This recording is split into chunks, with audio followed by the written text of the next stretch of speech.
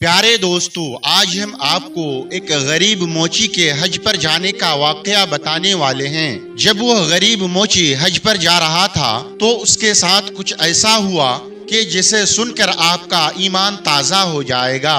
दोस्तों, वीडियो को लाइक करते हुए बिना वक्त को ज़ाय किए आइए वीडियो को शुरू करते हैं। दोस्तों, शहर बगदाद में एक गरीब मोची रहा करता था। मोची जूते चप्पल सीने वाले या मरम्मत करने वाले को कहते हैं। उस मोची को हुजूर अकरम सल्लल्लाहु अलैहि वसल्लम से बेहद इश्क था। उसने अपने कमाई से रोज आना एक एक आना बचाया करता था और दिल ही दिल में सोचता कि जिस दिन सफर के खर्चे का इंतजाम हो जाएगा उस दिन हज को चला जाऊंगा।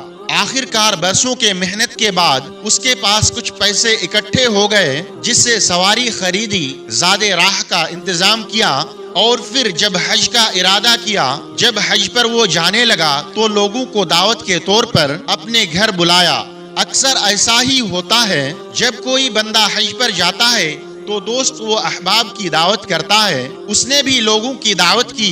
एक आलिम साहब भी आए दावत के लिए। खाना खाने के लिए वो दस्तरखान पर बैठे और आलिम साहब ने कहा कि एक काम करो। मोची ने कहा क्या? तो आलिम साहब ने उससे कहा कि कल जाते जाते लोगों से माफी मांगते जाना। अगर किसी का दिल टूटा होगा तो अल्लाह तबारक व ताला तुमसे नाराज हो जाएगा। उसके बाद वह मोची सुबह को जब उठा तो वह सबके दरवाजे पर जाने लगा। माफी मांगते मांगते वो शहर के बाहर एक दरवाजे पर पहुंचा। दरवाजे को खटखटाया तो अंदर से एक खातून की आवाज आई। कौन? तो गरीब मोची ने अपना नाम बताया। अंदर से आवाज आई, मेरे घर पर किस लिए आए हो? तो मोची ने कहा कि मदीना शरीफ जा रहा हूँ, बस आपसे माफी मांगने आया हूँ। अगर मुझसे कोई खता हो गई हो तो मुझे माफ कर देना। अंदर से खातून की आवाज आई, हमारे घर पर कोई मर्द नहीं है। तो यह सुनकर मोची कहने लगा, क्या हुआ मर्दों को? तो खातून ने कहा, ये ना पूछ, तेरे सवाल का जवाब मिल गया, अब चला जा वापस। जब वह मोची वापस पलटा तो उसे गोश्त की खुशबू आई। वापस आया और कहने लगा कि थोड़ा सा गोश्त मिलेगा।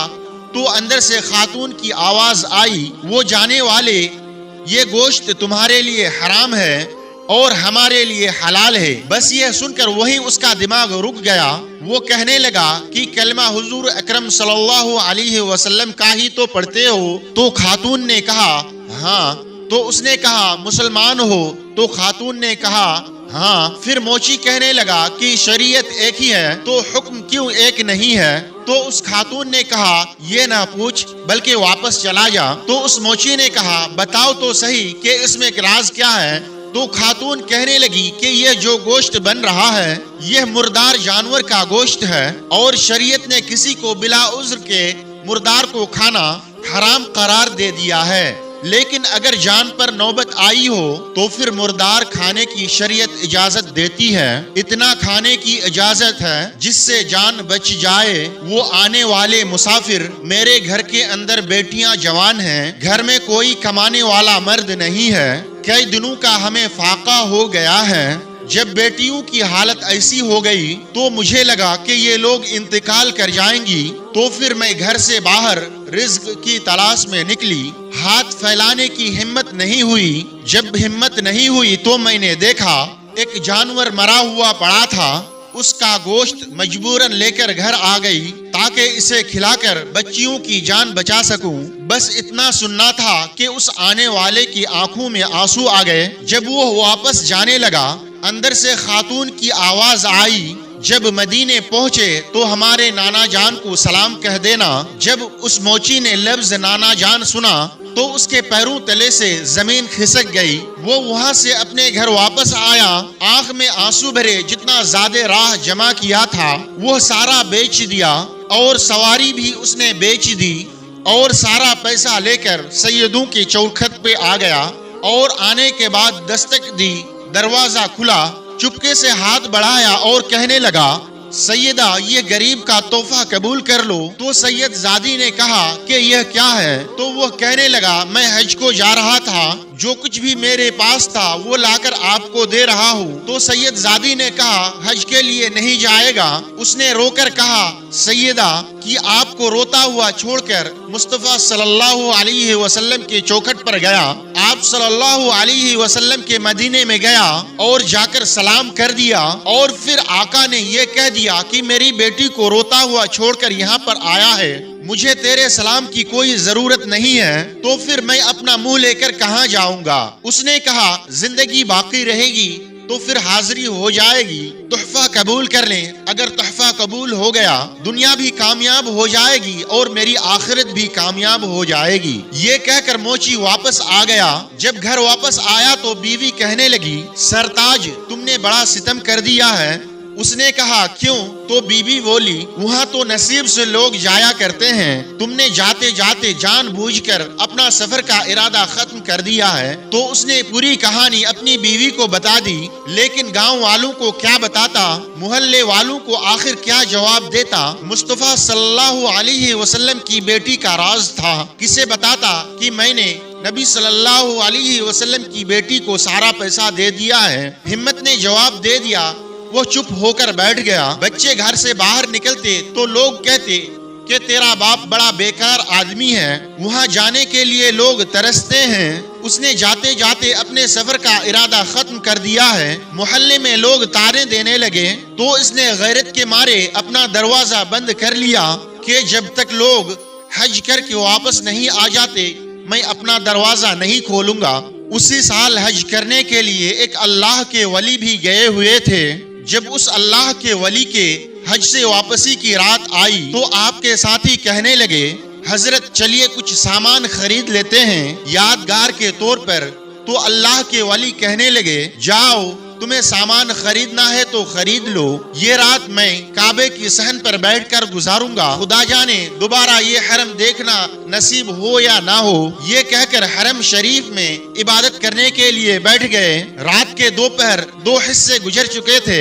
اس اللہ کے ولی فرماتے ہیں آسمان سے 2 فرشتے اترے اور آپس میں باتیں کرنے لگے۔ کہا کہ اس سال کتنے لوگ حج کرنے کے لیے آئے ہوئے تھے؟ تو اس میں سے ایک کہنے لگا کہ 2 لاکھ لوگ آئے ہوئے تھے۔ ایک فرشتے نے کہا کہ اللہ نے کتنوں کا حج قبول کیا ہے؟ تو دوسرے نے کہا کہ اللہ نے اس بار سب کا حج قبول کیا ہے۔ تو پھر اس نے کہا کہ آخر کار اللہ نے اس بار سب کا حج قبول کیوں کیا؟ تو اس نے کہا کہ ایک ایسا بھی حاجی ہے وہ حج کے لیے تو نہیں آیا لیکن اللہ نے اس کی برکت سے 2 لاکھ لوگوں کا حج قبول کر لیا ہے۔ یہ سن کر اس اللہ کے ولی کہتے ہیں میرے دل میں حسرت جاگ گئی کہ بھلا ایسا کون آدمی ہے جو چل کر مدینے تک آیا نہیں، حرم شریف کا طواف کیا نہیں، اور اس کے آئے بغیر اس کی برکت سے اللہ نے 2 لاکھ لوگوں کا حج قبول کر لیا۔ اللہ کے ولی اٹھے اور فرشتوں سے پوچھنے لگے۔ فرشتوں نے کہا کہ بغداد شہر میں فلاں بستی میں دیکھنا۔ پھر اس اللہ کے ولی کے ساتھیوں نے کہا کہ گھر چلیں۔ تو اس نے کہا کہ پہلے رب کے اس بندے کے پاس جائیں گے، اس کا زیارت کریں گے۔ اس کے بعد سفر کیا اور بغداد شہر پہنچے جہاں کا حوالہ فرشتوں نے دیا تھا۔ آپ نے جا کر اس کا پتہ پوچھا تو لوگوں نے کہا جان کر کیا کرو گے؟ تو آپ نے کہا کہ مجھے اس سے ملاقات کرنی ہے۔ لوگوں نے کہا اس سے ملاقات کر کے کیا کرو گے؟ وہ تو بڑا بدبخت انسان ہے۔ اتنا سننا تھا اس اللہ کے ولی کے آنکھوں میں آنسو آ گئے۔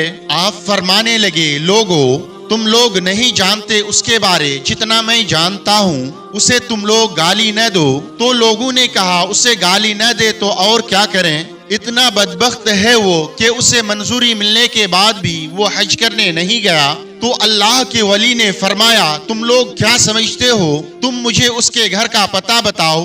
اللہ کے ولی اس کے گھر کا پتہ پوچھ کر اس کے گھر پر چلے گئے۔ آپ نے اس کے گھر پر دستک دی تو اندر سے آواز آئی کون؟ تو اللہ کے ولی نے کہا کہ دروازہ کھولو، میں تم سے ملاقات کرنے آیا ہوں۔ اندر سے رونے کی آواز آئی۔ اس نے کہا محترم مجھے معاف کرنا، میں دروازہ نہیں کھول سکتا۔